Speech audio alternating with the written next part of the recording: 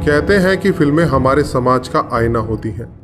एक अनुमान के अनुसार पूरी दुनिया में हर वर्ष लगभग 2000 से 2500 कमर्शियल मूवीज का निर्माण किया जाता है, जिनमें से कुछ फिल्में सामान्य होती हैं, वहीं दूसरी ओर कुछ फिल्में बेहद खास होती हैं। कुछ अपनी एक्टिंग के लिए तो कुछ मूवी के स्क्रीन प्ले के लिए और कुछ को अपने म्यूजिक के लिए याद रखा जाता है। लेकिन आज हम आपको एक ऐसी फिल्म के बारे में बताने जा रहे हैं जिसे उसकी एक बेहद विचित्र मिस्ट्री के लिए याद किया जाता है। इस फिल्म का नाम था अटूक, जिसे इसके पीछे की मिस्ट्री की वजह से इसे कभी पूरा नहीं किया जा सका, क्योंकि जिस भी एक्टर ने इस मूवी में हीरो का रोल करने के नजरिए से इस फिल्म की स्क्रिप्ट को पढ़ा, उसे अपनी जान से हाथ धोना पड़ा। सुनने में ये बात कुछ अटपटी लगती है।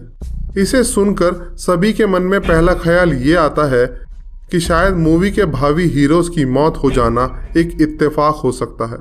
लेकिन हम आपको ये बता दें कि इत्तेफाक 1 या 2 बार होते हैं, 7-7 बार नहीं। 7-7 बार एक ही घटना का बार बार घटित होना कोई इत्तेफाक नहीं हो सकता। इस कहानी की शुरुआत होती है कनाडा के एक फेमस लोकगीत से। उस गीत में एक स्टोरी थी जिसका सारांश कुछ इस तरह था। एक खूबसूरत औरत कनाडा की पहाड़ियों पर घूमने आती है।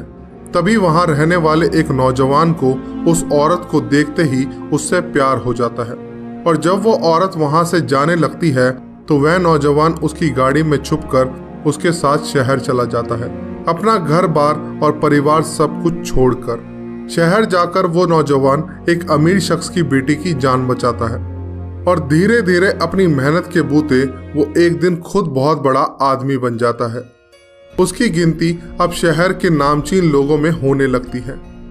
लेकिन अंततः वो लड़का उस लड़की के प्यार में पागल हो जाता है और अपना सब कुछ खो बैठता है। इस लोकगीत पर बाद में एक नॉवल को भी लिखा गया जिसका नाम था द इनकम्पेरेबल अटूक। सन 1977 में Canadian film director Norman Jamieson ने उस समय के मशहूर स्क्रिप्ट राइटर टॉड कैरल को एक नॉवल पर एक फिल्म की स्क्रिप्ट तैयार करने का काम दिया।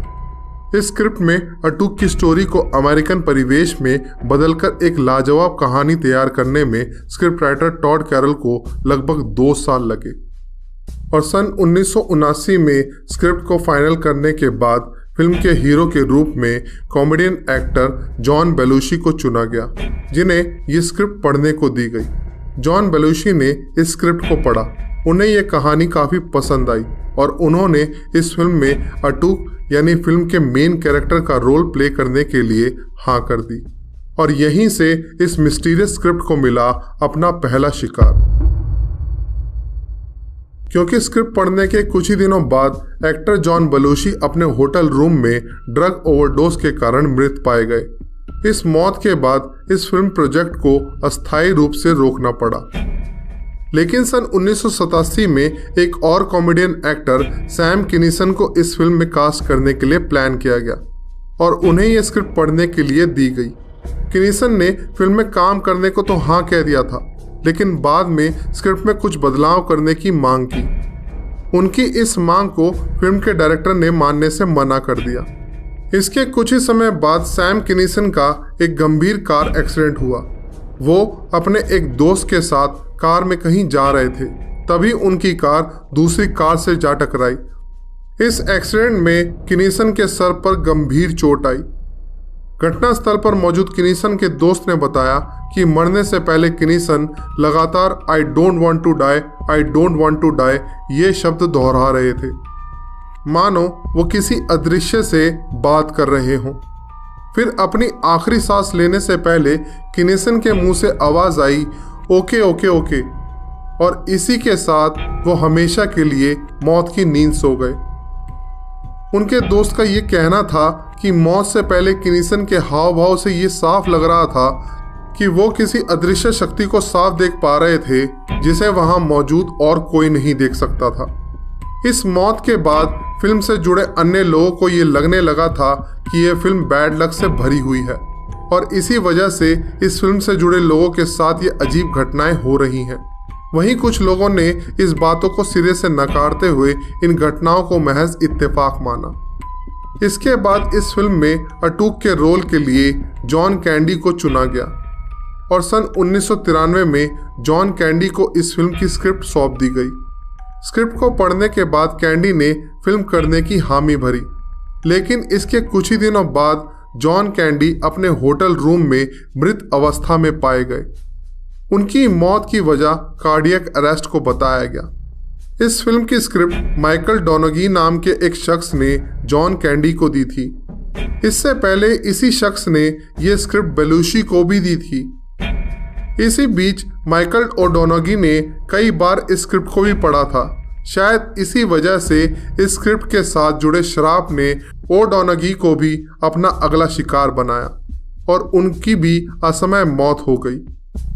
अब तक फिल्म से जुड़े सभी लोग ये मान चुके थे कि यह स्क्रिप्ट एक शापित स्क्रिप्ट है, जिसे जो कोई इंसान पढ़ता है वो इस स्क्रिप्ट के श्राप की भेंट चढ़ जाता है। इसके बाद इस स्क्रिप्ट में कुछ बदलाव करके क्रिस फार्ली और फिल हार्टमैन को दिया गया और इन दोनों ने ही इस फिल्म में काम करने में अपनी दिलचस्पी दिखाई। लेकिन पहले फार्ले और फिर हार्टमैन दोनों की ही अजीबोगरीब कारणों से हुई मौत ने इस बात को पुख्ता कर दिया कि जो भी उस खतरनाक शापित स्क्रिप्ट को पढ़ता है उसे मौत की नींद सोना पड़ता है। इतनी सारी मौतों के कारण और फिल्म के बेहद बदनाम होने के कारण इस फिल्म प्रोजेक्ट को हमेशा हमेशा के लिए बंद कर दिया गया और इस फिल्म की ओरिजिनल स्क्रिप्ट को हमेशा हमेशा के लिए किसी गुप्त जगह पर छुपा दिया गया ताकि इसके बाद और कोई इस शापित स्क्रिप्ट का शिकार ना बने। हालांकि उस स्क्रिप्ट की कॉपीज आज भी इंटरनेट पर मौजूद है, लेकिन उस असली स्क्रिप्ट का क्या हुआ और उसे कहाँ रखा गया ये आज भी कोई नहीं जानता।